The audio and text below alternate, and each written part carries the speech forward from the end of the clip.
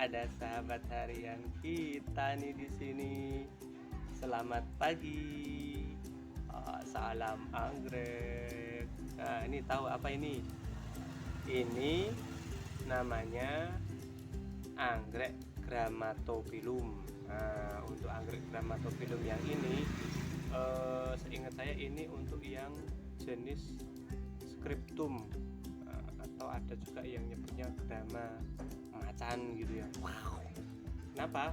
Karena bunganya itu ada totol-totolnya kayak macan, warnanya hijau kecoklatan.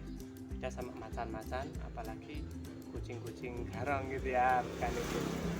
Nah, sahabat-sahabat harian kita, di sini pada kesempatan hari ini sebenarnya saya pengen kita belajar tentang media tanam. Media tanam untuk bunga anggrek itu macem-macem, tapi harus kita ketahui apa sih sebenarnya media tanam itu. Media tanam itu adalah media di mana anggrek atau tumbuhan anggrek kita itu bisa mendapatkan tempat yang baik untuk dia tumbuh, kemudian dia bisa mendapatkan makanan dari alam sekitarnya. Nah, sahabat-sahabatku semuanya, seperti yang tadi saya bawa ini, kira-kira dia menggunakan media enggak? Tidak ya. Jadi ini adalah akar dari anggrek ini atau anggrek Grammatophyllum ya. Jadi Grammatophyllum itu memiliki akar yang nanti dia bisa tumbuh panjang, kemudian dia bisa menutupi bagian bawah dari Grammatophyllum atau dari anggrek ini atau plantnya ini gitu ya, sehingga nanti akarnya itu bisa menjadi media untuk dia tetap bisa tumbuh meskipun dia berada di atas pohon atau mungkin di bawah begitu ya. Tapi pada dasarnya anggrek Grammatophyllum itu dia suka pada angin yang sirkulasinya itu lancar, sehingga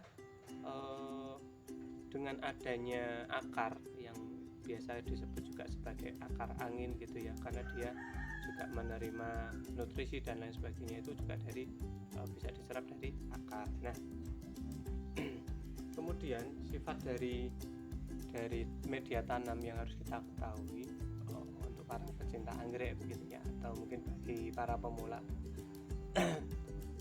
Syarat utama bagi sebuah media untuk tumbuh kembang anggrek itu dia harus bisa ditopangi atau menjadi media untuk tumbuh si anggrek itu. Yang kedua, dia memiliki sifat yang poros.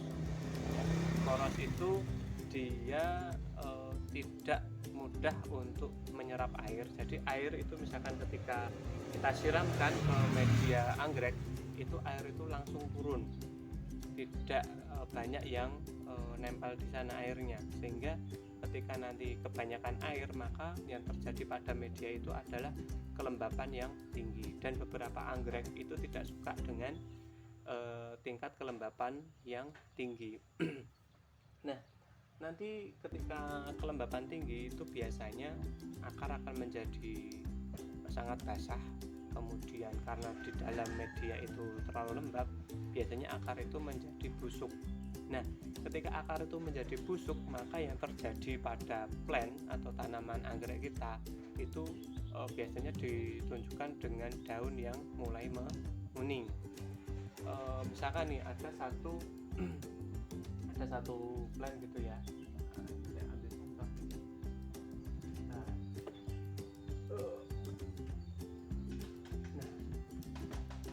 ini saya lepas dulu dari potnya, karena ini dulu tumbuh di dalam pot gitu ya.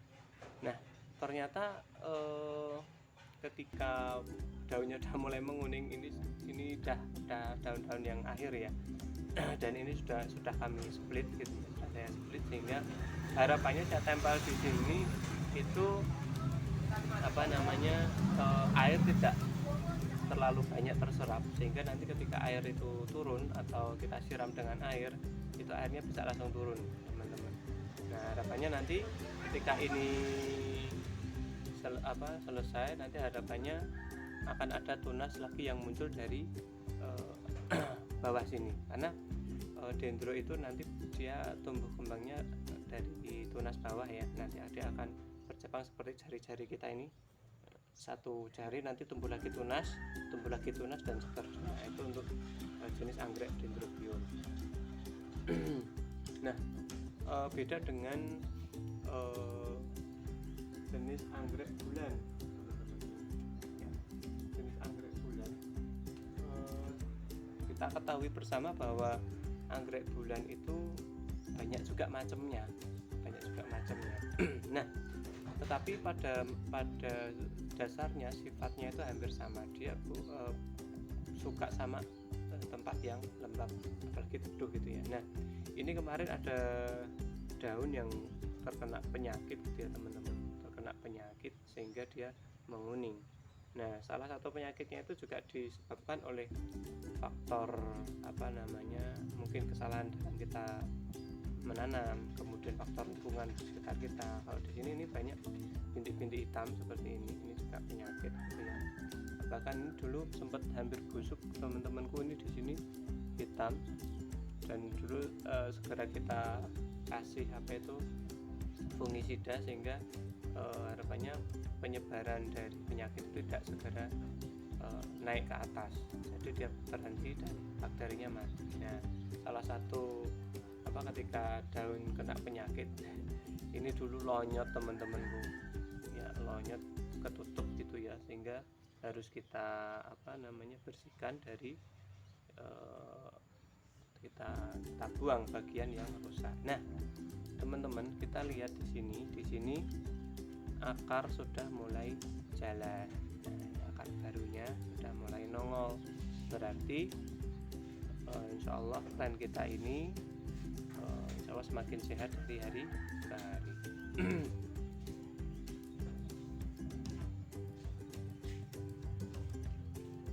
Nah, lanjut lagi untuk media.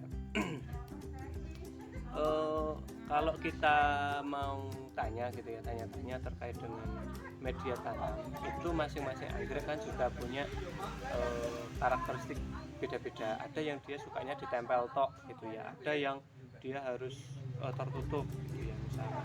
Tetapi perlu kita ketahui bahwa ya itu tadi, pada dasarnya anggrek nempel, kemudian tidak suka terlalu lembab, dan butuh udara atau sirkulasi udara yang cukup, sehingga pertumbuhan dia dan kebutuhan dia terhadap oksigen juga tercukupi. Karbon dioksida ya kalau tanaman ya.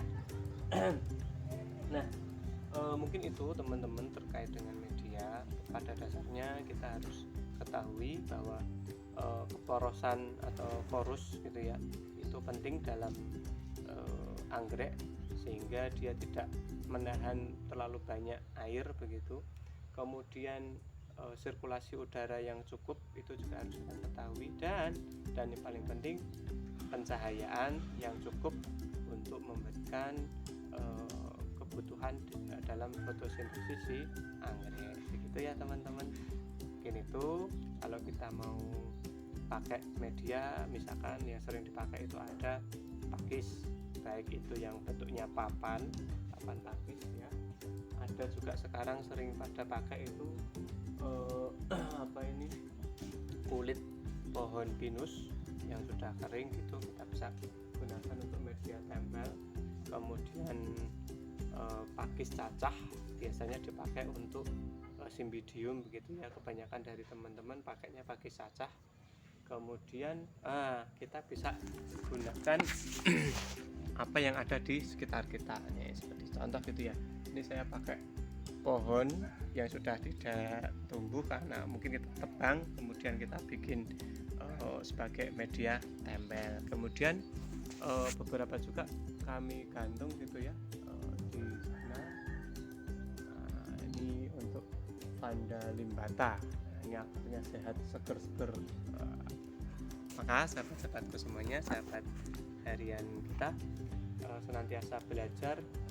Tidak ada yang sempurna, pasti ada kemudahan, juga ada kesulitan, tapi pada intinya kita jangan pernah berputus asa untuk belajar gitu ya. Oke, gitu. Terima kasih. Selamat pagi. Assalamualaikum warahmatullahi wabarakatuh. Salam lestari.